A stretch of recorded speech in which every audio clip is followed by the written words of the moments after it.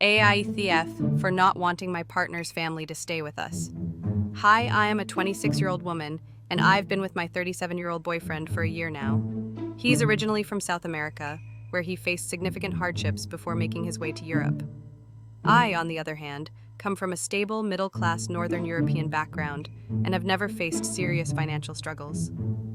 For the past 6 years, I've been living in the Mediterranean, building my own life and career. My boyfriend and I have been living together for the past 7 months.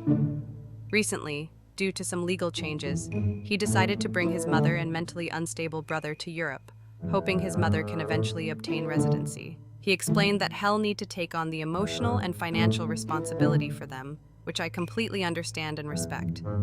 However, I mentioned that I would prefer not to live with his family, not because I don't support his decision, but because our 60 one-bedroom apartment is quite small, and I work partly from home, which makes this setup challenging.